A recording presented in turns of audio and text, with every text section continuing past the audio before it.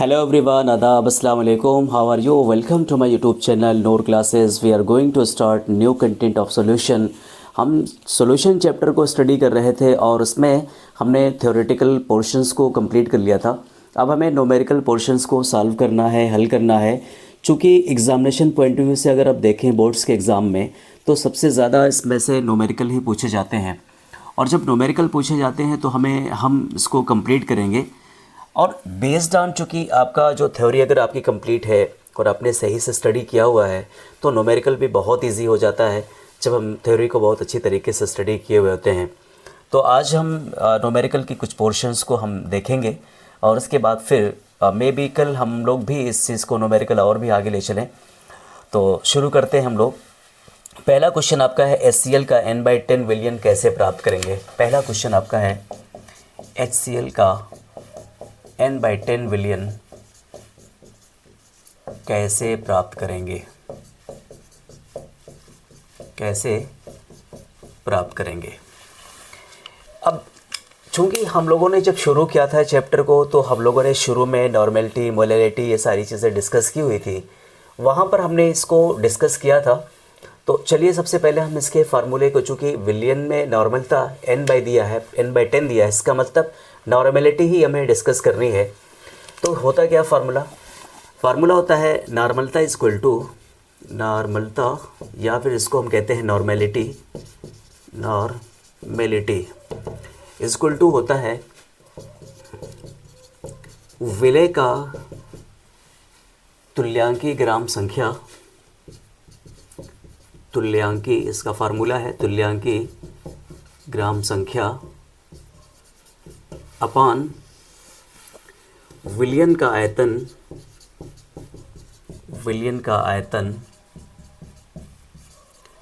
Litre में होना चाहिए, लीटर में। अब इसको थोड़ा सा हम और भी एक्सप्लोर करते हैं। इसको एक्सप्लोर करने पर आता है तुल्यांकी ग्राम की संख्या बराबर होता है, क्या होता है, तुल्यांकी ग्राम संख्या इज इक्वल टू विलेय का द्रव्यमान अपान विलेय का तुल्यांकी द्रव्यमान इनटू विलियन का आयतन लीटर में। अब हमें निकालना है, अब चूँकि और भी एक्सप्लोर इसको करते हैं तो क्या आता है, विलेय का तुल्यांकी द्रव्यमान कैसे निकलता है। तो लिखते हैं विलेय का तुल्यांकी द्रव्यमान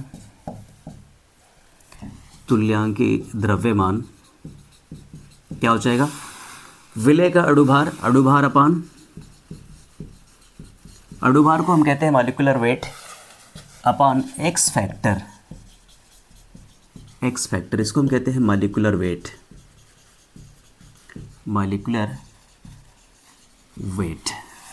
एक चीज़ तो हमें समझ आ जानी चाहिए थी कि एक्स फैक्टर क्या होता है। किसी का क्वेश्चन था कि सर एस फैक्टर क्या होता है। तो एक्स फैक्टर अगर हम देखें यहाँ पर तो बहुत इजी है। एक्स फैक्टर को हम ऐसे कैलकुलेट करते हैं। मान लीजिए आपका क्या है, HCl है, तो HCl को हमने क्या किया, एक्स फैक्टर हमें निकालना है। तो एक्स फैक्टर को हमें देखना है कि यहाँ पर कितने पॉजिटिव चार्ज कितने नेगेटिव चार्ज होते हैं किसी भी कंपाउंड में। जितने टोटल पॉजिटिव चार्ज को कैलकुलेट आप कर लीजिए या फिर आपको नेगेटिव चार्ज को कैलकुलेट कर लीजिए, यही एक्स फैक्टर होता है। इसमें क्या होगा, या तो आप इसको कैलकुलेट कर लीजिए पॉजिटिव चार्ज को, या तो इसको कर लीजिए, क्या हो जाएगा, ये 1 हो जाएगा। इसका एक्स फैक्टर क्या होगा, 1 होगा। या फिर और भी हम अगर देखें H2SO4 को देख लें, H2SO4 में H के पास कितना, इसके पास -2 होता है, ये 2 है हाइड्रोजन है, तो इसके पास +2 हो जाएगा। इसका मतलब क्या होगा, इसका एक्स फैक्टर 2 हो जाएगा। तो एक्स फैक्टर वो होता है जो टोटल पॉजिटिव चार्ज हो किसी भी कंपाउंड पे या फिर उस पर नेगेटिव चार्ज जो हो, दोनों में से कोई एक को हम कैलकुलेट करते हैं। तो यहाँ पर 2 है, यहाँ पर 1 है, तो हम यहाँ निकाल लेते हैं। हमारा अणुभार कितना हो जाएगा, HCl का अणुभार, HCl का मॉलिक्यूलर वेट हो जाएगा। चूँकि H का आपका क्या होता है, एटॉमिक में मास क्या होता है 1, H का होता है 1, Cl का आपका होता है 35.5। दोनों को ऐड कर लेते हैं, कितना हो जाएगा 36.5 हो जाएगा, 36.5 होगा। और इसका अब चूँकि आपने हाडू बाहर निकाल लिया है, आपका एक्स फैक्टर कितना आ रहा है, 1 आ रहा है अपॉन 1। इसका मतलब क्या आ गया, 36.5 क्या आया, ये विलेय का तुल्यांकी द्रव्यमान आया। ठीक, अब हम यहाँ पर वैल्यू रखते हैं, वैल्यू रख देते हैं। क्या है पूछा है, तुल्यांकी ग्राम तो निकल गया है, तुल्यांकी ग्राम की संख्या। विलेय का द्रव्यमान कितना दिया गया है, n/10, यानी इसको हम लिख सकते हैं 1/10 इक्वल टू, हमें क्या निकालना है, विलेय का द्रव्यमान ही निकालना है। क्या निकालना है, विलेय का द्रव्यमान ही निकालना है, अपान क्या लिखा है, विलेय का तुल्यांकी द्रव्यमान। विलेय का तुल्यांकी द्रव्यमान कितना है आपका 36 पॉइंट, हम फार्मूला पहले लिख दे रहे हैं, चूँकि एक बार लिखा हुआ फिर से लिख दे रहे हैं। विलेय का तुल्यांकी द्रव्यमान गुणे विलयन का आयतन लीटर में, विलयन का आयतन लीटर में। चलिए 1/10 इक्वल टू क्या हो जाएगा, विलेय का द्रव्यमान आपका कितना निकालना है, यही ये लिख देते हैं, इनको निकालना है, विलेय का द्रव्यमान निकालना क्या है आपका, ये निकालना है। तुल्यांकी कितना हो गया 36.5 हो गया, इनटू हमने क्या लिया है, आयतन लीटर में लेना है तो हम क्या लेते हैं, 1 लीटर ले लेते हैं, कितना 1 लीटर ले लेते हैं। कैलकुलेट कर लीजिए, इसको इधर गुणा मल्टीप्लाई करिए, विलेय का द्रव्यमान इक्वल टू क्या हो जाएगा, ये हो जाएगा 36.5, 1 लीटर को इसमें मल्टीप्लाई करेंगे तो यही आएगा, और क्या हो जाएगा 10 आ जाएगा आपका 3.65 ग्राम आ जाएगा। अभी ये आंसर नहीं है, अभी ये आंसर नहीं है, कह रहा है कि अब क्या करना है, अब इतना 3.65 ग्राम जो है आपको 1 लीटर में डिज़ोल्व करना है, कितने में, 1 लीटर। इसका आंसर होगा n/10 विलियन बनाने के लिए HCl का, यहाँ लिखेंगे सीधे से HCl का n/10 विलियन बनाने के लिए क्या करना है आपको, 3.65 को 1 लीटर में डिज़ोल्व करना है, किसमें, 1 लीटर में डिज़ोल्व करना है। ये आपका आंसर है, स्क्रीनशॉट लीजिए। नहीं समझ में आया फिर से मैं आपको बता दे रहा हूँ। HCl का n/10 विलियन कैसे प्राप्त करेंगे, नॉर्मलता आपको दी गई है, नॉर्मलता यानी आपको नॉर्मलिटी निकालनी है, विलेय का तुल्यांकी ग्राम संख्या अपान विलियन का आयतन लीटर में। ये फार्मूले याद होने ही चाहिए। तुल्यांकी ग्राम संख्या यानी इसको हम और एक्सप्लोर करते हैं, क्या हो जाएगा, विलेय का द्रव्यमान अपान विलेय के तुल्यांकी द्रव्यमान इंटू विलियन का आयतन लीटर में। अब चूंकि हमें तुल्यांकी द्रव्यमान निकालना है तो हम क्या करते हैं, तुल्यांकी ग्राम द्रव्यमान बराबर क्या होता है, अणुभार यानी मॉलिक्यूलर वेट अपान एक्स फैक्टर। एक्स फैक्टर को हम जानते हैं क्या होता है, एक्स फैक्टर बहुत ही ईजी है। HCl का मान लीजिए अगर निकालना है तो जिस कंपाउंड पे जितने भी आपके पास एटम है, पॉजिटिव चार्ज जिसके पास है या निगेटिव चार्ज हैं, चाहे आप किसी एक को कैलकुलेट कर लो, S पॉजिटिव के पास यानी जितने भी पॉजिटिव चार्ज है वो, जितने नेगेटिव चार्ज हैं वो कैलकुलेट कर लो, कोई एक कैलकुलेट करके वो एक्स फैक्टर होता है, चाहे वो H2SO4 का निकालो। अभी हम एक और भी क्वेश्चन सॉल्व करेंगे इसी बेस पर, तो उससे आपको समझ आ जाएगा। HCl का मॉलिक्यूलर वेट आप निकालेंगे, H का क्या होता है 1 होता है मॉलिक्यूलर वेट या मास, या Cl का आप देखेंगे 35.5 होता है, दोनों को ऐड कर लेंगे 36.5 अपान 1, एक्स फैक्टर 1 होगा, ये यहाँ से आ जाएगा आपका इतना ग्राम आ जाएगा। अब कह रहा है कि चूँकि अब यहाँ हम वैल्यू रखते हैं, आपका दिया गया है कि नॉर्मलिटी के लिए यानी n/10 यानी 1/10 विलेय का द्रव्यमान आपको पूछा गया है, तो क्या निकलेंगे, विलेय का तुल्यांकी द्रव्यमान इंटू विलियन का आयतन लीटर में होना चाहिए। हमने यहाँ पर कैलकुलेट किया, कैलकुलेट करने के बाद कितना आया 3.65 ग्राम आया। अब वो कह रहा है कि आंसर ये नहीं अभी है, आंसर आपको क्या है, कह रहा है HCl का n/10 विलियन बनाने के लिए 3.65 को 1 लीटर में डिज़ोल्व करेंगे, ये इसका आंसर है। स्क्रीनशॉट ले लीजिए, फिर नेक्स्ट क्वेश्चन हम लोग करते हैं। आई होप आप लोगों ने इसका स्क्रीनशॉट ले लिया होगा। अब हम चलते हैं दूसरे क्वेश्चन की तरफ। इसे रफ करते हैं। न्यूमेरिकल जो आप सॉल्व कर रहे हैं इसको प्रैक्टिस करिएगा, प्रैक्टिस बार बार करेंगे, फार्मूले याद होंगे तो आप इजीली क्या कर सकते हैं, इस क्वेश्चन को सॉल्व कर सकते हैं। इसी बेस पर हम एक क्वेश्चन और करेंगे। क्वेश्चन नंबर आप देखेंगे कि 4.9 ग्राम H2SO4 को जल में घोलकर विलयन का आयतन 5 लीटर बनाया गया हो तो विलयन की नॉर्मलता ज्ञात कीजिए। तो हमें चूँकि उसी बेस पर है और हम इस चीज़ को सॉल्व करते हैं, नॉर्मलता ही ज्ञात करनी है। तो बहुत इजी है, फार्मूला लिखेंगे नॉर्मेलिटी इज इक्वल टू, या नॉर्मलता आप हिंदी में लिख लीजिएगा, नॉर्मलता इज इक्वल टू क्या हो जाएगा आपका, विले का ग्राम तुल्यांकी संख्या अपान विलयन का आयतन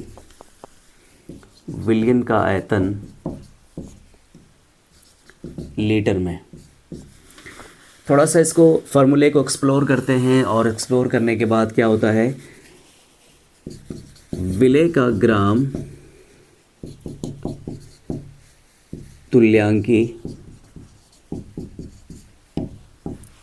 तुल्यांकी संख्या इक्वल टू विले का द्रव्यमान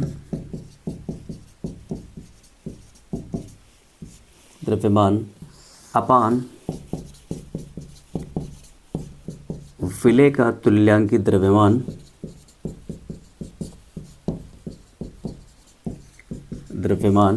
इंटू आयतन लीटर में, इंटू आयतन लीटर में। किसका, विलयन का आयतन लीटर में। अब इसके बाद चूंकि विलय का तुल्यांकी द्रव्यमान भी हमें निकालना है तो विलय का तुल्यांकी द्रव्यमान इज इक्वल टू अणुभार अपान एक्स फैक्टर। और आप जानते हैं एक्स फैक्टर को, एक्स फैक्टर जो होता है वो FACTOR, इसको हम कहते हैं एक्स फैक्टर को, जो किसी भी किसका दिया गया, H2SO4 का दिया गया है। हम निकाल लेते हैं यहाँ पर H2SO4। आप जानते हैं कि SO4 जो होता है वो डबल नेगेटिव चार्जेस होता है। क्यों, यहाँ पर जो है वो 2 H पॉजिटिव यानी H पॉजिटिव लगा हुआ है।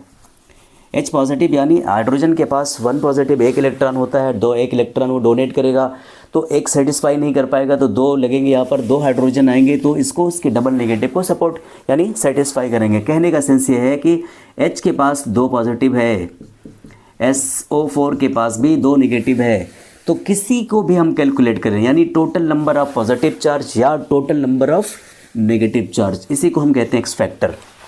तो देख लेते हैं यहाँ पर एक्स फैक्टर निकाल लेते हैं। तो यहीं पर हम निकाल लेते हैं एक्स फैक्टर क्या हो जाएगा, अणुभार कितना है, H2SO4 का मॉलिक्यूलर वेट यहाँ लिखते हैं, H2SO4 का मॉलिक्यूलर वेट, H का आपका क्या हो जाएगा, H का 1 × 2 प्लस S का आपका होता है 16 × 32 प्लस ऑक्सीजन का आपका होता है 16 × 4, कुल मिलाकर हो जाएगा 64 तो 64 6 2 8 98, इसका हो जाएगा मॉलिक्यूलर 98। तो हम निकाल लेते हैं 98, जहाँ निकालते हैं 98 अपान एक्स फैक्टर कितना है 2, काट देंगे इसको, कितना आ जाएगा 49 आ जाएगा। कितना आया ये, यानी विलय का तुल्यांकी द्रव्यमान, विलय का तुल्यांकी द्रव्यमान 49 आया, ये आया 49। अब आपको दिया है, सब कुछ दिया गया है, आपको निकालना है, आप बहुत इजीली निकाल सकते हैं। विलय का ग्राम तुल्यांकी संख्या, विलय का द्रव्यमान आपका कितना दिया गया है, हम यहाँ करते हैं, यहाँ आ जाना चाहिए, 4.9 दिया गया है, फार्मूला लिखा है 4.9 अपान तुल्यांकी द्रव्यमान कितना है, फार्मूले में देखिए तुल्यांकी द्रव्यमान लिखा है 49, यहाँ आया हुआ है, और आयतन कितना है लीटर में, यानी 5 लीटर। कितना है, 5 लीटर है। आप इसको सॉल्व कर लीजिए। सॉल्व करेंगे तो कितना हो जाएगा, ये है पॉइंट और यहाँ करेंगे तो एक ज़ीरो यहाँ बढ़ाएंगे तो ये हो जाएगा एक ज़ीरो यहाँ पर, यानी 10 हो जाएगा और ये 1 बार जाएगा, हो जाएगा 1/50 1/50 n। ये आपका आंसर है। बहुत इजी था, बहुत इजी था। आपने देखा इस तरीके से नॉर्मलिटी का फार्मूला हमने लिखा, विलेय का ग्राम तुल्यांक की संख्या, विलयन का आयतन लीटर में। उसके बाद हमने विलेय का ग्राम तुल्यांक की ग्राम संख्या जो निकाला है, विलेय का द्रव्यमान अपान विलेय का तुल्यांक की द्रव्यमान इंटू आयतन लीटर में, यानी विलयन का आयतन लीटर में। अब इसका हम एक्सप्लोर करेंगे और थोड़ा सा, तो फिर क्या हो जाएगा, विलेय का तुल्यांकी द्रव्यमान बराबर अणुभार अपान एक्स फैक्टर होता है। एक्स फैक्टर आप निकाल लिए हैं, यानी किसी भी कंपाउंड में टोटल पॉजिटिव चार्ज या फिर टोटल नेगेटिव चार्ज को हम क्या कहते हैं, एक्स फैक्टर कहते हैं। H2SO4 का मॉलिक्यूलर वेट प्लस हमने निकाला मॉलिक्यूलर वेट, और उसके बाद एक्स फैक्टर से हमने इसको डिवाइड किया, 49 आया। विलेय का तुल्यांकी द्रव्यमान 49 है। अब हमने फार्मूले पर रखा, फार्मूला आपका क्या है, विलेय का ग्राम तुल्यांकी संख्या बराबर क्या होता है, ये आपकी है विलेय का द्रव्यमान। यहाँ हमने वो रखा, विलेय का द्रव्यमान 4.9 ग्राम दिया गया है, यहाँ हमने रखा। तुल्यांकी द्रव्यमान यहाँ 49 है और 5 लीटर आपको लीटर आयतन में दिया गया है। कितना आएगा, 1/50 n आएगा। ठीक है, आप लोग शॉर्ट स्क्रीन ले सकते हैं और उसके बाद जो है फेयर कॉपी पर अच्छी तरीके से इसकी कॉपी बनाइएगा, ताकि एग्जामिनेशन में आपको सिर्फ और सिर्फ रिवाइज करना पड़े। प्रैक्टिस ज़रूर करिए क्वेश्चंस की, न्यूमेरिकल की, ताकि आपको आसानी से जो है एग्जामिनेशन में सॉल्व करने में आसानी हो। अगला क्वेश्चन डियर स्टूडेंट्स, अगला क्वेश्चन है, पात्र में एक सासपैन है, पात्र में 18 ग्राम ग्लूकोज है।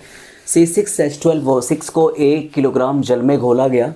1.013 बार दाब पर यह जल किस ताप पर उबलेगा। जल के लिए Kb का मान 0.452 किलोग्राम पर मोल है। ये भी चूँकि हमने अभी जो पिछला लेक्चर अपलोड किया था या आपने शूट किया था, देखा था आप लोगों को, आपने देखा भी होगा, एलिवेशन ऑफ बॉइलिंग पॉइंट को हमने देखा था। वहाँ पर एलिवेशन ऑफ बॉइलिंग पॉइंट में हमने एक चीज़ देखा था, मैं थोड़ा सा थ्योरी को भी अभी यहाँ पर रिवाइज कर दे रहा हूँ। हमने यहाँ देखा था कि ये वायुमंडलीय दाब है, वायुमंडलीय दाब है, और यहाँ पर जल का वाष्प दाब है। ये आपका जल का वाष्प दाब है, जल का वाष्प दाब। चूँकि जल का वाष्प दाब का मतलब शुद्ध विलायक, इसको हम कह सकते हैं, क्या कह सकते हैं, शुद्ध विलायक, शुद्ध विलायक का वाष्प दाब। ठीक, शुद्ध विलायक का वाष्प दाब को हमने T0B से इंडिकेट किया था। ठीक, क्या है क्वथनांक, होता क्या, एक्चुअली आप क्वथनांक के बारे में जानते हैं कि वह तापमान जिस पर किसी जल का या शुद्ध विलायक का वाष्प दाब वायुमंडलीय दाब के बराबर आ जाता है। जैसे जैसे आप टेम्परेचर इसको उधर मिलाएंगे, एक वक्त ऐसा आएगा कि टेम्परेचर पर दोनों एक साथ मिल जाएंगे और वो होगा क्वथनांक। ये तो हो गया।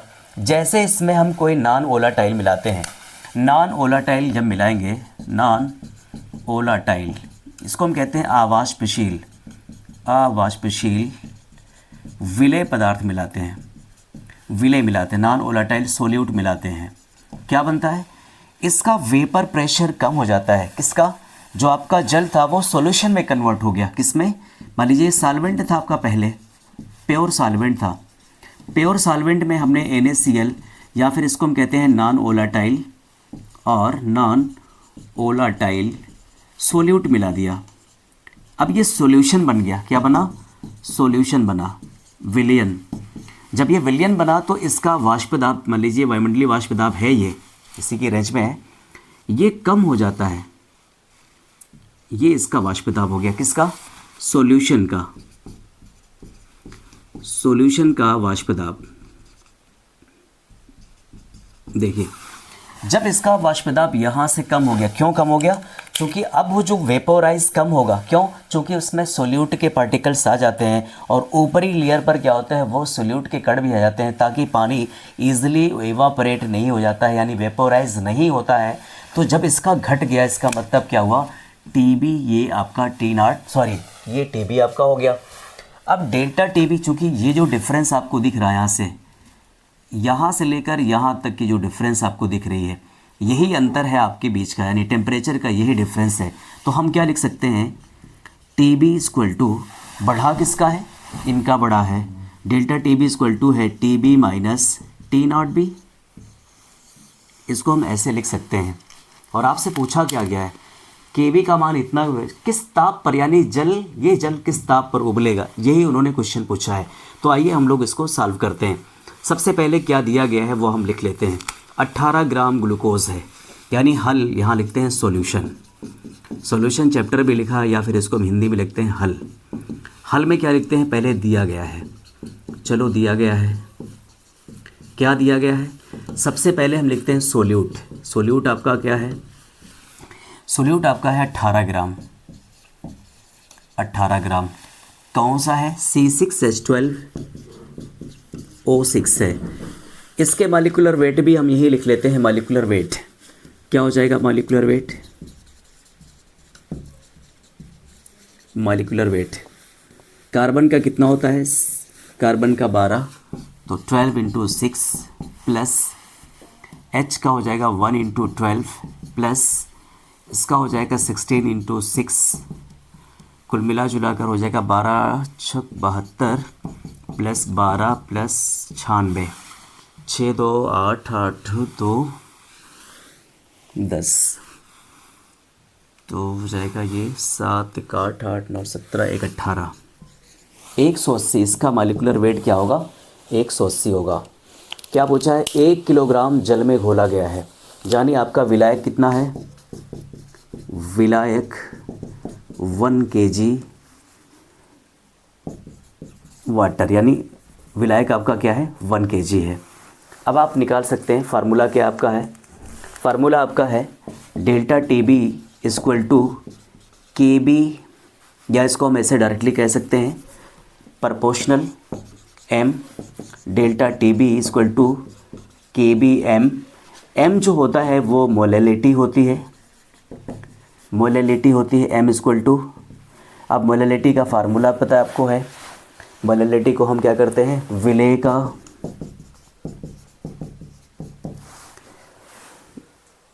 का मोल अपान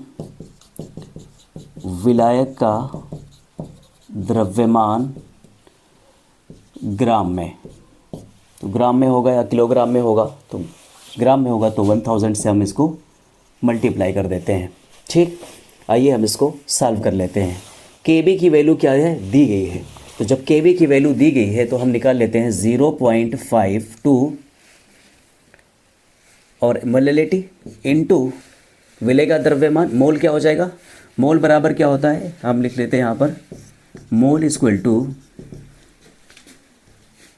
भार अपान अणु भार, मतलब भार क्या होता है, weight upon molecular weight. Weight कितना दिया गया है, 18 ग्राम दिया गया है, मॉलिक्यूलर वेट कितना है 180 ग्राम दिया, सॉरी 180 है। इसको कैलकुलेट आप कर लीजिए, ये हो जाएगा 1/10, या फिर इसको हम कह सकते हैं 0.1 कह सकते हैं। ये इनका क्या हो गया, मोल निकल कर आए। तो इसको आप यहाँ रख दीजिए, मोल यहाँ लिखेंगे 0.1 इंटू 1000 अपान विलायक का द्रव्यमान कितना हो जाएगा, हो जाएगा आपका 1000। आप लिख सकते हैं यहाँ पर 1000, डायरेक्टली आप यहाँ पुटअप कर सकते हैं 1000। काट लीजिए इसको, ये हो जाएगा कितना, 0 पॉइंट मल्टीप्लिकेशन होगा 0.052, ये आपका आ गया यहाँ से। अब कह रहा है कि कितना तापमान होना चाहिए, तो हम क्या करते हैं, तापमान आपका जो मानक होता है वो क्या होता है 273 होता है। तो हम यहाँ लिख सकते हैं, चूँकि ये दिया गया है delta T B equal to कितना है, T B minus T not B. तो T B minus T not B, इसकी वैल्यू क्या हो जाएगी, इसकी वैल्यू है delta T B equal to T B minus, ये कितना हो जाएगा 373। टी नॉट बी स्टैंडर्ड जो है वो 373 है, यानी 100 डिग्री पे इसको हम बॉयल करेंगे, डिग्री सेल्सियस, यानी 273 में हम 100 जोड़ेंगे तो क्या हो जाएगा, वो इसके बराबर टी नॉट बी यानी स्टैंडर्ड हो जाएगा। अब इसमें हम क्या कर सकते हैं, 0 पॉइंट कितना दिया गया है 0.052 बराबर टी बी माइनस 373, ये हो जाएगा T B equal to 373 plus 0.052, ये इसका आंसर आ रहा है। इसका जो ऐड आएगा, जोड़ सम आएगा, वो इसका आंसर आएगा। नहीं, टी बी इक्वल टू इतना ज़्यादा टेम्परेचर आपको देना पड़ेगा। तो सो ऑन, इसका शॉर्ट स्क्रीन लीजिए, ये आपका आंसर है। और प्रैक्टिस ज़रूर करिए इसकी, कई बार आप प्रैक्टिस करिए। स्क्रीन शॉट ले लीजिए कि ये फ्रेम से कट गया था, तो फ्रेम से कट गया था, मैं इसको थोड़ा सा इधर लिख दे रहा हूँ, यहाँ पर लिख दे रहा हूँ, इसका आंसर आगे की तरफ लिख दे रहा हूँ। तो टी बी इक्वल टू हो जाएगा आपका, इसको ऐड कर लीजिएगा 3.1, इधर जब जाएगा तो प्लस में हो जाएगा 373 प्लस 0.052, ये हो जाएगा केल्विन। ये इसका जो सम आएगा, यही इसका आंसर है। ये देखिए, इसका ये इधर बना लेते हैं, थोड़ा सा आगे कर लेते हैं, ये इसका सम यानी केल्विन। इतना टेम्परेचर आपको क्या करना पड़ेगा, इसी टेम्परेचर पर वो पानी बॉयल होगा। तो हम चलते हैं नेक्स्ट क्वेश्चन करने के लिए। स्टूडेंट्स, ये क्वेश्चन है बहुत ही जो प्रीवियस क्वेश्चन हमने किया है, बिल्कुल ऐसा ही क्वेश्चन है। बेंजीन का क्वथनांक 353.23 केल्विन है। 1.80 ग्राम आवाष्पशील विलेय यानी नॉन वोलेटाइल सोल्यूट को हम मिलाए हैं 90 ग्राम बेंजीन में घोलने पर। यानी हमने कितने में मिलाया है, 90 ग्राम बेंजीन में हमने कितना घुलाया है, 1.80 ग्राम आवाष्पशील मिलाया है। विलायक कौन होगा, ये 90 ग्राम बेंजीन जो है वो आपका विलायक है। आवाष्पशील विलेय कौन है, नॉन वोलेटाइल सोल्यूट 1.80 ग्राम है। विलयन का क्वथनांक बढ़कर कितना हो जा रहा है, 354.11 केल्विन हो जाता है। विलयन का मोलर द्रव्यमान की गणना कीजिए, यानी मोलर मास की हमें क्या करनी, कैलकुलेशन करनी है। बेंजीन के लिए केबी का मान क्या दिया गया, 2.53 किलोग्राम पर मोल है। तो हमें क्या करना है, थोड़ा सा हम फिर रिकैप करते हैं। वहाँ पर हमने देखा था ये कि जल का वाष्प दाब है, ये जल वायुमंडलीय वाष्प दाब है, वायुमंडलीय दाब है, ये वायुमंडलीय दाब है। और यहाँ पर कहीं क्या होगा, आपका जो इन्होंने दिया है बेंजीन में घोलने पर, तो आपका जो भी है सॉल्वेंट है, उस सॉल्वेंट में जो भी सॉल्वेंट आपका है, चाहे वो ऑर्गेनिक सॉल्वेंट्स हो, चाहे यूनिवर्सल सॉल्वेंट हो, कोई सॉल्वेंट हो, यहाँ पर हम ले लेते हैं बेंजीन का वाष्प दाब। अब वो कौन सा टेम्परेचर है, वो कह रहा है कि ऐसा टेम्परेचर है जिस पर क्या हो रहा है, वो क्वथनांक इनका इतना है, कितना, इतना है, यानी शुद्ध कितना है, शुद्ध आपका इतना है, यानी इसको हम लिख सकते हैं T नॉट भी लिख सकते हैं। क्यों, क्योंकि बेंजीन का वाष्प दाब है, वायुमंडलीय के दाब के इक्वल होगा, तब क्या हो जाएगा, T नॉट भी होगा। और वो कह रहा है कि जब 90 ग्राम यानी विलायक में, जो आपका ये विलायक है, विलायक कितना है, विलायक है आपका 90 ग्राम है। ये कौन सा है, बेंजीन ही आपका विलायक है, और उसका वाष्प दाब कितना है, T नॉट भी है, जिसपे इन्होंने दिया है 353.23 केल्विन, यानी इसकी जो वो वैल्यू है 353 × 23 केल्विन है। जैसे ही उन्होंने क्या मिलाया, आवाष्पशील विलेय मिलाया, इसको थोड़ा सा हम आगे करते हैं। आवाष्पशील विलेय मिलाया तो इसका वेपर प्रेशर क्या हो गया, कम हो गया। जब वेपर प्रेशर कम हो गया, इसका मतलब क्या हुआ, ये सॉल्यूशन बना। क्या बना, सॉल्यूशन। क्या मिलाया आपने, 90 ग्राम में बेंजीन में आपने क्या मिलाया, बेंजीन आपका क्या है, ये सॉल्वेंट है, शुद्ध विलायक जिसको आप कह सकते हैं। 90 ग्राम आपने क्या मिला दिया है, आवाष्पशील 1.80 ग्राम मिलाया, 1.80 ग्राम नॉन वोलेटाइल मिलाया है, नॉन वोलेटाइल सोल्यूट मिला दिया है, यानी अवाष्पशील पदार्थ मिलाया है, अवाष्पशील पदार्थ मिला दिया है। ये बन गया सॉल्यूशन। अब जाहिर है सॉल्यूशन बन गया है तो उस पर विलायक के साथ साथ विलेय भी होंगे, और उस पर उसके रास्ते में यानी अपर लेयर पर एक लेयर बना लेंगे, जिससे सॉल्वेंट के जो वेपर प्रेशर होगा वो कम हो जाएगा, यानी वेपोराइज कम होगा। तो यहाँ हम क्या कर सकते हैं, यहाँ हम लिख सकते हैं TB लिख सकते हैं, और TB की वैल्यू क्या हो गई, बढ़ के 354.11 केल्विन हो गई। तो यहाँ से हम डेल्टा T निकाल सकते हैं, डेल्टा TB निकाल सकते हैं। डेल्टा TB इक्वल टू हो जाएगा TB minus T not B, यहाँ पर इससे हम निकाल सकते हैं। वैल्यू निकाल लीजिए। यहाँ दिया गया है 354.11 केल्विन माइनस क्या हो जाएगा 353, थोड़ा सा आप लिखें 353.23 केल्विन। इसका आंसर आप कैलकुलेट करिए, हम यहाँ कैलकुलेट कर ले रहे हैं। ये 354.11 353.23, 11 में से 3 गए 8, यहाँ बचा 0, 10 में से 2 गए 8, यहाँ बचा 3 0, 5 0, 0.8 वैल्यू इसकी आ रही है 0.88 केल्विन। ये किसकी वैल्यू आ रही है delta T B equal to क्या हो गया 0.88 केल्विन। यहाँ हम ऐसे भी कर सकते हैं, वहाँ हमने यहाँ सॉल्व कर लिया थोड़ा सा, यहाँ हम लिख सकते हैं सॉल्यूशन। सॉल्यूशन का मतलब क्या है हल।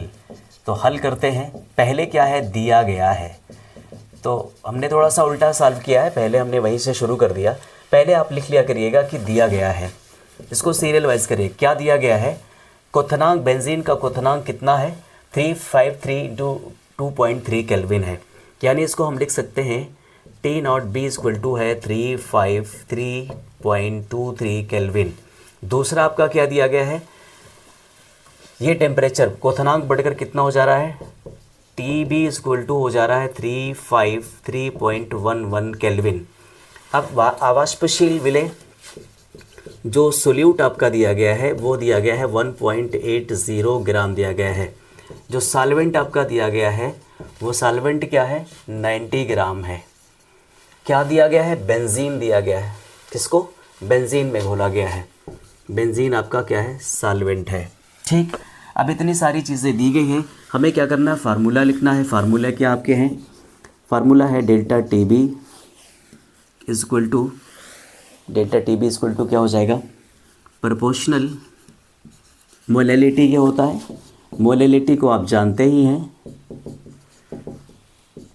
Number of solute of moles, यानी मोल ऑफ सोल्यूट्स, सोल्यूट के मोल अपान विलायक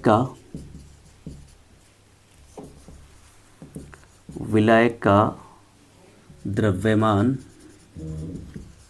ग्राम में। अगर किलोग्राम दिया है तो फिर क्या हो जाएगा, इसको ग्राम में चेंज कर लेंगे, 1000 से हम इसको मल्टीप्लाई ऊपर कर देंगे, तो हम यहाँ सीधे लिख सकते हैं delta T B equal to क्या हो जाएगा के बी, और ये मोलैलिटी हो जाएगी।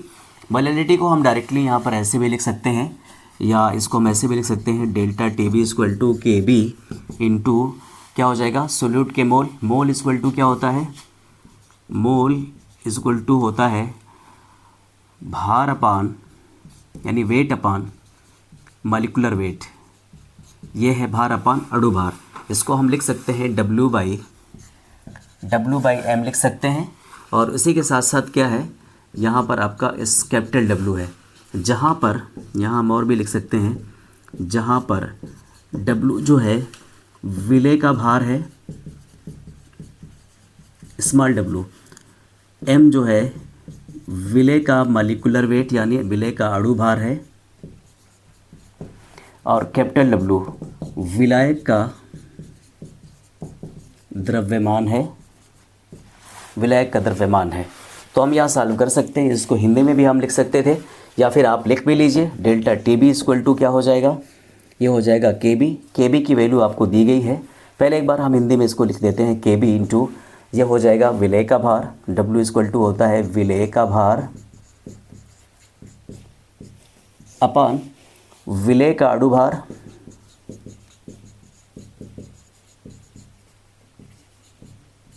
भार इंटू क्या हो जाएगा विलायक का द्रव्यमान ग्राम में। अगर ग्राम में दिया है तो 1000 से यहाँ पर मल्टीप्लाई हो जाएगा। सॉल्व कर लीजिए। के बी की वैल्यू दी गई है 2.53 इंटू विलय का भार कितना दिया गया है 1.80। इसके बाद आपने क्या देखा विलय का अणु भार, जहाँ पर अपान विलय का अणु भार कितना है, ये आपका है अणु भार, मैं बेंजीन का निकाल लेते हैं हम लोग, यहाँ पर निकाल लेते हैं बेंजीन का C6H12 सॉरी C6H6 है, C6H6। कार्बन का हो जाएगा 12, 12 गुणे 6 plus 1 into 6 equal to 72 plus 6, 6 2 8 और ये हो जाएगा 78। कितना हो जाएगा 78।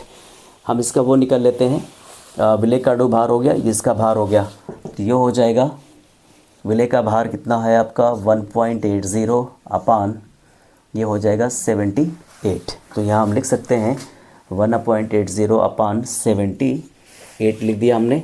और इनटू यहाँ क्या हो जाएगा, विलायक का द्रव्यमान कितना है 90 ग्राम दिया गया है, तो यहाँ पर हम 90 से मल्टीप्लाई करते हैं और यहाँ पर ऊपर हो जाएगा 1000।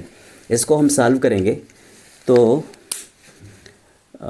विलेय का मोलर द्रव्यमान ही ज्ञात करना है, इसका मोलर द्रव्यमान ज्ञात करना है। तो हमें यहाँ क्या करना है, यहाँ हम लिख सकते हैं विलेय का मोलर द्रव्यमान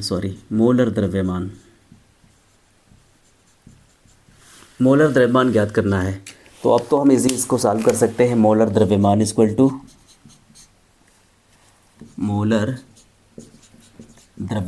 टू क्या हो जाएगा, ये हो जाएगा आपका 2.53 इंटू 1.80 इंटू 1000 अपान 90। इसको सॉल्व करेंगे तो कितना आएगा, इसको सॉल्व करिए।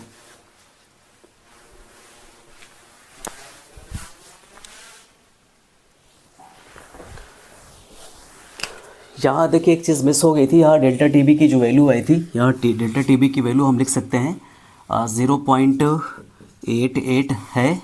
तो यहाँ पर मोलर द्रव्यमान आपका विलेय का निकालना है, किसका, ये विलेय का मोलर द्रव्यमान निकालना है। तो यहाँ पर हम क्या लिख सकते हैं, ये यहाँ चला आएगा, यानी इसको हम लिख सकते हैं 0.88, ये यहाँ आएगा तो कितना हो जाएगा 0.88 होगा। इसको हम यहाँ ला रहे हैं और तकरीबन ये जो कट के आ रहा है 5 पॉइंट समथिंग आ रहा है, 5 पॉइंट तकरीबन। इसको काटेंगे तो यहाँ से 10 यहाँ से कटेगा, ये कट जाएगा आपका और ये हो जाएगा 9 दूनी 18.2 हो जाएगा। और यहाँ से एक यहाँ पर निकालेंगे तो 1 0 2 चुका 8 4 4 4 और यहाँ से ये कट जाएगा, इसका मतलब हो जाएगा 44,253। 5.75 समथिंग आएगा। ये विलेय का जो मोलर द्रव्यमान होगा वो तकरीबन आएगा, आप लोग कैलकुलेट कर लीजिएगा इसको, 5.75 समथिंग आएगा। तो ये पूरा आपका क्वेश्चन था, आज का जो क्वेश्चन था। ये लास्ट क्वेश्चन एक और हम करेंगे और इससे पहले आप इसको शॉर्ट स्क्रीन ले लीजिएगा ताकि आपको इसको फिर से रिवाइज करने में आसानी हो। ऐसे ही न्यूमेरिकल आपके पूरे उसमें बोर्ड एग्ज़ाम में पूछे जाते हैं, बहुत टिपिकल नहीं होता है, बहुत इजी होता है, थोड़ा सा हमें समझने की ज़रूरत होती है और फिर हम आसानी से सॉल्व कर सकते हैं। कंसंट्रेट रहेंगे तो शायद पॉसिबल है सब कुछ करना। हिम्मत ना हारिए, बहुत कुछ वक्त है भी आपके पास। अगर आप हिम्मत से काम लेंगे, अपने जहन को, अपने माइंड को माइंडसेट करेंगे, अटेंशन देंगे किसी चीज़ को, तो जाहिर है बहुत सारी चीज़ें ईजी हो जाएंगी आपको समझना। थोड़ी देर के लिए जब आप पढ़ रहे हों तो अपनी मोबाइल अलमीरा के किसी कोने में ऑफलाइन करके जो है रख दीजिए ताकि आपको डिस्टरबेंस ना हो, आप सोचें ना किसी और चीज़ के बारे में। जिस टारगेट को आप कर रहे हैं, जिस टारगेट को आप चेज़ करने जा रहे हैं, वो बहुत बड़ा टारगेट है, आपने अपनी खुदी को आगे करके करना है। तो बिल्कुल प्रिपेयर रहिए, मेंटली एंड फिज़िकली दोनों तैयार रहिए। इंसान जब फिज़िकली सही होता है तभी वो मेंटली वर्क ढंग से कर पाता है, अदरवाइज़ वो डिमोलाइज होता है, हिम्मत हार जाता है, उसे तमाम चीज़ें इग्नोर करने को करती हैं कि नहीं अब ये मुझसे नहीं हो पाएगा। बिल्कुल आप ही से हो पाएगा, ये सारी चीज़ें तो आप ही ने बनाई हैं और आप ही से होना है। तो पॉसिबिलिटीज़ आप में 99 के 100% से ज़्यादा होती हैं, पर आप में एक पॉजिटिव एंथुजियाज्म होना चाहिए, जिसको हम कहते हैं एक्साइटमेंट होना चाहिए, वो बिल्कुल आपके अंदर है और हो भी सकता है। सो लेट्स ऑन, हम एक और क्वेश्चन करेंगे आज, लास्ट क्वेश्चन हम करेंगे। उसके बाद कल जो क्वेश्चन बच रहे हैं, जो और अलग टाइप्स के बच रहे हैं, वो अलग हम कल करेंगे। सो आज हम एक और स्टार्ट कर रहे हैं अभी। डियर स्टूडेंट्स, हमने क्वेश्चन लिखा हुआ है किसी पदार्थ का 18.1 ग्राम को 100 ग्राम जल में घोला गया, विलयन का वाष्पदाब 87 mm पाया गया। यदि इसी ताप पर जल का वाष्पदाब 92 mm हो तो पदार्थ का अणु भार ज्ञात कीजिए। बहुत ही इजी क्वेश्चन है, और ये जो हमने अभी जो पिछला क्वेश्चन हमने किया था, हम लोगों ने वो किया था, निकाला हुआ था, जिसे हम कह सकते हैं वो राउल्ट्स लॉ को हमने देखा था। तो राउल्ट्स लॉ में जो हमने देखा वो चीज़ को हमने यहाँ पर डिस्कस करना है। तो राउल्ट्स लॉ को थोड़ा सा हम डिस्कस कर लेते हैं इस पर। आइए इसको डिस्कस कर लेते हैं।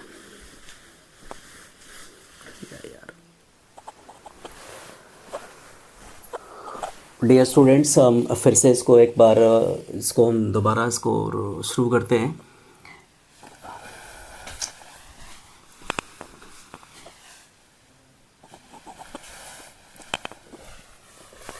डियर स्टूडेंट्स, क्वेश्चन दिया गया है किसी पदार्थ का 18.1 ग्राम को 100 ग्राम जल में घोला गया, विलयन का वाष्पदाब 87 mm पाया गया। यदि इसी ताप पर जल का वाष्पदाब 92 mm हो तो पदार्थ का अणु भार ज्ञात कीजिए। ये तो बहुत ही इजी है। हम लोगों ने पढ़ा था राउल्ट्स लॉ का, वाष्पदाब का अपेक्षिक अवनमन पढ़ा था। उसमें हमने क्या पढ़ा था, हम थोड़ा सा इसको रिकैप करते हैं।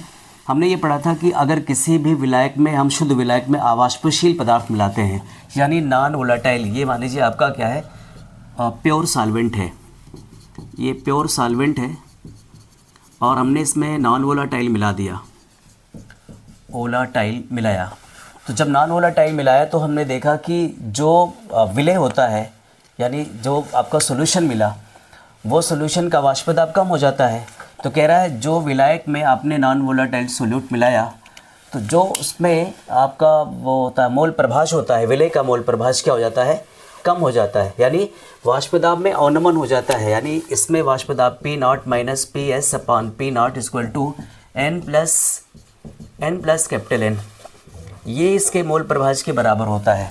ये राउल्ट लॉ का जो है वाष्पदाब अवनमन से हमने अपेक्षिक अवनमन से निकाला। क्यों? कह रहा है कि जब उसमें आपने मिलाया, ये आपका P0 जो है वो प्रेशर है किसका, पूरे फुल सॉल्वेंट का, यानी प्योर सॉल्वेंट का है। PS जो है वो अपने नॉन वोलेटाइल सोल्यूट मिला दिया, सॉल्यूशन बन गया, सॉल्यूशन का वाष्पदाब कम हो गया। अब कह रहा है कि विलयन के मोल प्रभाष, यानी ये इसका मोल प्रभाष के बराबर होता है, इसका वो अवनमन जो होता है। तो हम इसको ऐसे भी सॉल्व कर सकते हैं, फार्मूले से हम इसको डायरेक्टली फार्मूले से सॉल्व कर सकते हैं। दिया गया है, यहाँ हम लिख सकते हैं दिया गया है, दिया गया है, इसमें एक मिनट, दिया गया, क्या दिया गया है, दिया गया है कि आपका P0 जो है, ये P0, इसको हम कहते हैं जल का वाष्पदाब, शुद्ध जल का वाष्पदाब कितना है आपका, ये आपका है 92 है, कितना है, 92 mm है। दूसरा आपका PS है, PS क्या है, PS आपने विलय का भार है, सॉरी PS आपका ये है, जल का वाष्पदाब mm इतना हो जाता है। तो ये जब वो PS आपका हो जाता है 90, जल का वाष्पदाब बराबर विलयन का वाष्पदाब, सॉरी विलयन का वाष्पदाब है, विलयन का वाष्पदाब कितना हो गया, 87 mm हो गया। ठीक, अब वो फिर कह रहा है कि आपका क्या बचा है, W जो है आपका विलय है, विलय का भार है, W इक्वल टू विलय का भार है,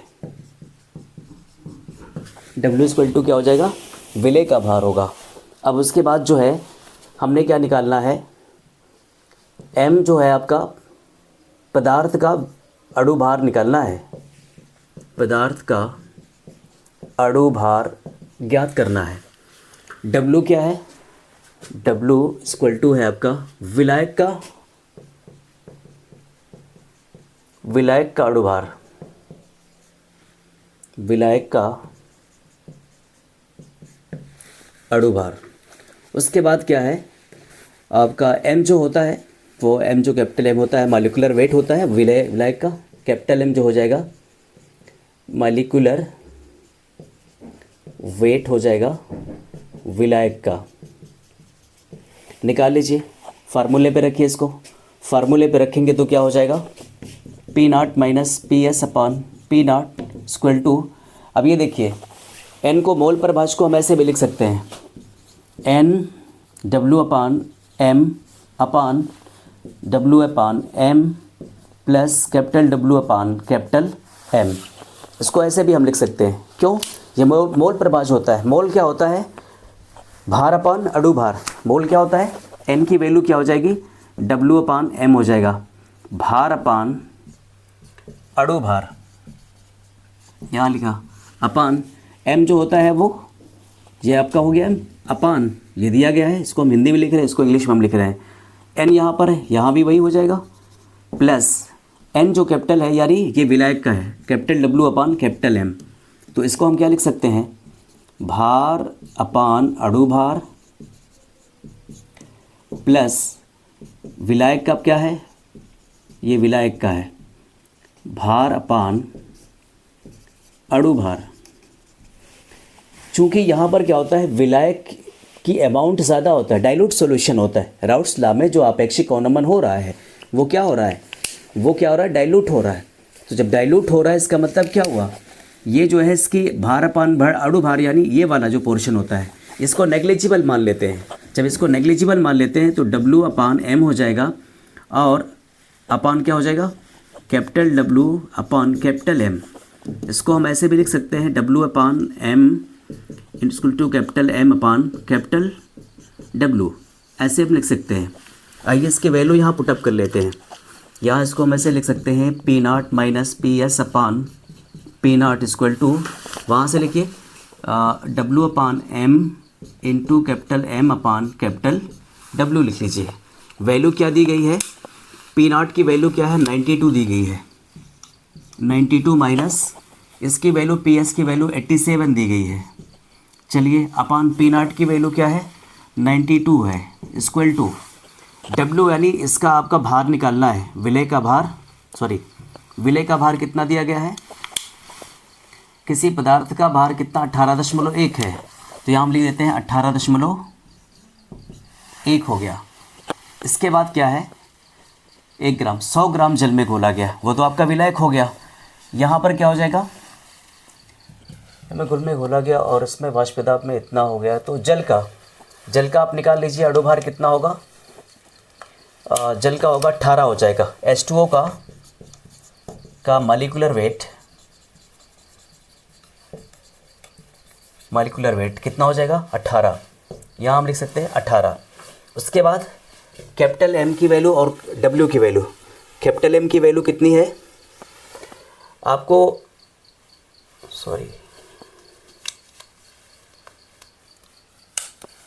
निकालना, M की वैल्यू निकालना था हमें, M की वैल्यू यहाँ पर निकालना था, यहाँ पर M की वैल्यू हमें निकालनी है। हमें W की वैल्यू क्या दी गई है? विलायक का अणु भार। विलायक आपका जल है, कितना है? 100 ग्राम है। तो 100 ग्राम में हमने क्या किया? इस विलायक का अणु भार आपका 18 है और 100 ग्राम में हमने इसको निकालना है। तो चलिए सॉल्व कर लीजिए, कितना आ रहा है? 92 में से 87 को हम अगर माइनस करेंगे तो क्या हो जाएगा? 5 हो जाएगा। 5/92 इक्वल टू, ये मल्टीप्लिकेशन हो जाएगा, इसका तो हो जाएगा आपका 18.1 इंटू 18/100 m हो जाएगा। इसको हम क्रॉस मल्टीप्लाई कर लें तो 100 m इक्वल टू हो जाएगा 100 m, या फिर इसको हम कहते हैं 500 m लिख सकते हैं। 500 m इक्वल टू हो जाएगा 18.1 इंटू 18 इंटू 92 इक्वल टू, यहाँ हम थोड़ा सा आगे लिखते हैं, ये हो जाएगा m equal to 18.1 into 18 into 92 into हो जाएगा 500। यहाँ से इसको सॉल्व करेंगे तो 56.9 समथिंग आ रहा है आंसर। आप कैलकुलेट करिएगा, देखिए कितना आ रहा है। इतना आ रहा है आंसर, कितना आ रहा है? 56.6 आ रहा है, 56.69 आ रहा है। इसको सही कर लीजिएगा, 69 आ रहा है। तो हमने क्या देखा इस क्वेश्चन को, किसी पदार्थ का 18.1 ग्राम में इतना अगर निकाला तो हमें ये आपका क्या निकल गया? m की वैल्यू निकल के आई यानी इसका अणु भार निकल के आया, पदार्थ का अणु भार निकल के आया 56.69 इसकी वैल्यू आ गई। ठीक, आई होप आप सबको ये क्वेश्चन आ गया होगा, और अगर नहीं आया है तो फिर से मैं इसको एक बार रिकैप कर दे रहा हूँ, रिवाइज़ कर दे रहा हूँ, आपको शायद सही से समझ आ जाए। पहले इससे इसको हमने क्या किया है, दिया गया है जो लिखेंगे। तो पहले क्या दिया गया है, ये दिया गया है इनको P0 क्या वैल्यू है, चूँकि वाष्पदाब अवनमन में जब हम देखते हैं तो वाष्पदाब अवनमन क्या कहता है कि जो हमने सॉल्वेंट लिया है उस सॉल्वेंट में जब हम नॉन वोलाटाइल सोल्यूट मिलाते हैं तो जो उसका वाष्पदाब होता है वो कम हो जाता है। यानी इसमें जब ये P0 है, इसमें हम सोल्यूशन यानी नॉन वोलाटाइल सोल्यूट मिलाया, अब जो उसका विलय होता है, सोल्यूशन होता है, उसका मोल प्रभाज जो होता है, यानी विलयन का मोल प्रभाज आप निकालते हैं, इसके इक्वल ये हो जाता है। तो इसके इक्वल होता है, अब इसकी हम फार्मूलेट करते हैं इसको, N क्या होता है, W/M होता है, भार अपन अणु भार होता है। चूँकि यहाँ पर ये डाइल्यूट सोल्यूशन की बात कर रहा है तो W/M क्या हो जाएगा, यहाँ पर नेग्लिजिबल मान लिया जाता है। क्यों, चूँकि सॉल्वेंट में यहाँ सॉल्वेंट ज़्यादा है, सोल्यूट कम है। तो इस तरीके से हमने क्या निकाला, ये इतनी बार फार्मूला हमने निकाल लिया। हमने क्या रखना है, PS की वैल्यू दिया गया है, सॉल्यूशन यानी PS की वैल्यू क्या है 87 mm। विलय का भार आपका दिया गया है, विलय का भार आप देखेंगे तो कितना है 18.1 है, कितना है यहाँ हम लिख देते हैं 18.1 है ग्राम है। पदार्थ का अणु भार, इसको सही से आप लिख लीजिएगा, पदार्थ का अणु भार। तो पदार्थ का अणु भार ही आपको ज्ञात करना है। ये आपका है विलायक का अणु भार, यहाँ W बराबर विलायक का अणु भार। ठीक, और यहाँ पर कैपिटल M इक्वल टू है मॉलिक्यूलर वेट ऑफ विलायक, यानी विलायक का आणविक भार, सॉरी W का ये है भार है ग्राम में, ये भार है, विलायक का भार अपन ये कैपिटल W है, ये कैपिटल M है। तो हमने क्या निकाल लिया, हमने ये निकाला कि विलायक का भार अपन विलायक का अणु भार। तो ये इससे हम निकाल सकते हैं, जहाँ विलायक का भार कितना हो जाएगा, आपका आणविक भार हो जाएगा M जो होगा वो 18 हो जाएगा, और उसका दिया गया है 100 ग्राम, किसमें 100 ग्राम में दिया गया है। तो 100 ग्राम यहाँ पर क्या हो जाएगा, ये आपका जल हो जाएगा। इस तरीके से हमने फार्मूले पे रखा, फार्मूले पे निकाल कर हमने क्या लिखा 56.69 आपकी आंसर आ रही है, M की वैल्यू आ रही है। तो आपको ये अच्छा लगा होगा सेशन। अगर आपको ये सेशन अच्छा लगा हो तो वीडियो को लाइक करिए, शेयर करिए, सब्सक्राइब करिए चैनल को, और कमेंट्स भी करिए। न्यूमेरिकल्स हम और भी लाएंगे, कल में भी और भी कुछ और टिपिकल्स न्यूमेरिकल्स आएंगे जो भी एग्जामिनेशन पॉइंट ऑफ व्यू से बहुत ही ज़्यादा इंपॉर्टेंट होंगे। आप ज़रूर शेयर करिए अपने दोस्तों में और ख़ुद देखिए, क्योंकि वक्त बहुत कम है और आपको कंसंट्रेट होना पड़ेगा। कंसंट्रेट नहीं होंगे तो फिर एग्ज़ाम्स में तो पास हो जाएंगे, लेकिन जो नॉलेज है, जो गेन आपको करना था, जो आपकी स्टेटस आपका है, वो मिल नहीं पाएगा। आप कंसंट्रेट होइए, बी पॉजिटिव रहिए, मेहनत करिए, और इस पर न्यूमेरिकल्स को ज़रूर ध्यान दीजिए, क्योंकि इससे न्यूमेरिकल ज़रूर पूछे जाते हैं।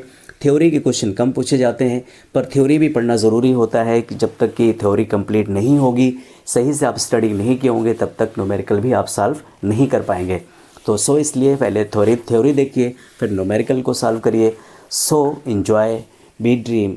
आप नूर क्लासेस के साथ बने रहने के लिए आपका thanks for watching Noor classes.